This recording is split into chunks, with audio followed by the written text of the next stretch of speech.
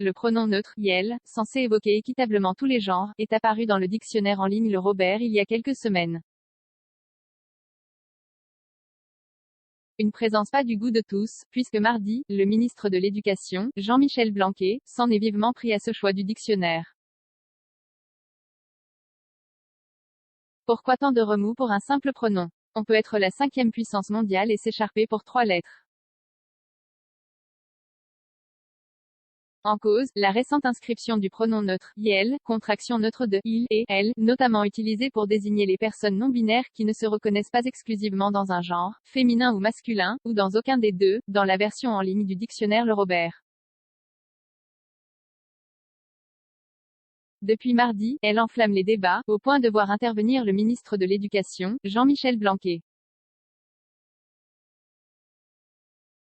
L'écriture inclusive n'est pas l'avenir de la langue française. Alors même que nos élèves sont justement en train de consolider leurs savoirs fondamentaux, ils ne sauraient avoir cela pour référence, a tweeté le ministre, en partageant l'indignation du député LREM François Jovillet, qui y voit une attaque du wokisme, et a écrit à l'Académie française.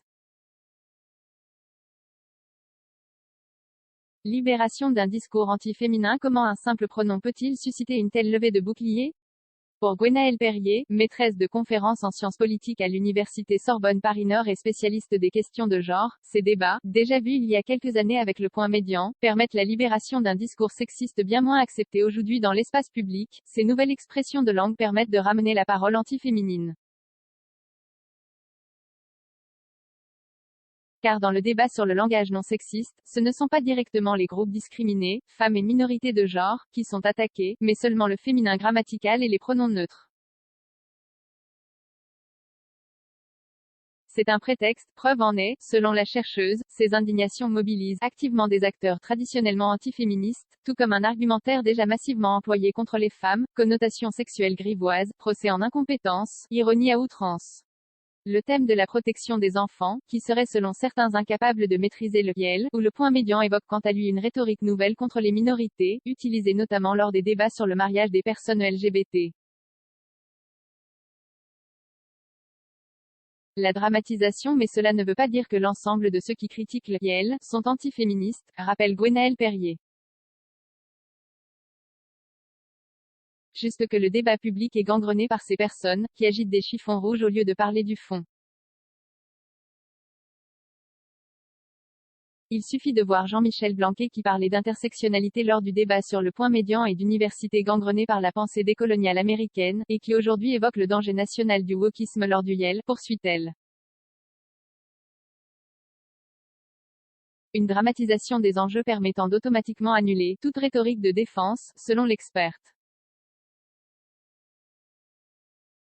Une langue sacrée. Autre élément pouvant expliquer une telle indignation, la sacralisation de la langue française.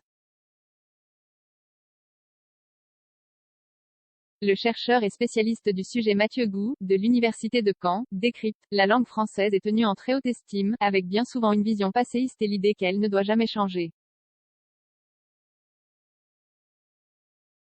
Ce sentiment est loin d'être récent, et Mathieu Gou évoque des contestations du même type dès le XVIIIe siècle. Il y a toujours la crainte de ne plus comprendre la langue que l'on emploie, ce qui nous fait souhaiter le statu quo.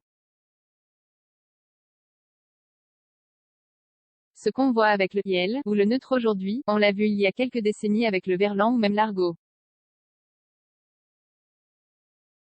Evolution et constatation. S'ajoute à cela ce qu'on appelle en sciences du langage le sentiment épilinguistique. Nous formulons tous et toutes des jugements par rapport à la langue et nous ne pouvons pas nous empêcher de la trouver bien ou mal formulée par autrui, vulgarise le chercheur.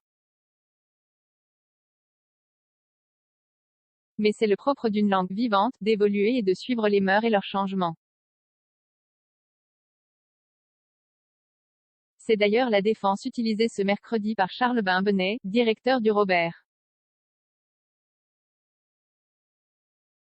S'il reconnaît que l'usage de ce mot est encore relativement faible, il explique que depuis quelques mois, ces documentalistes ont constaté qu'il était de plus en plus utilisé.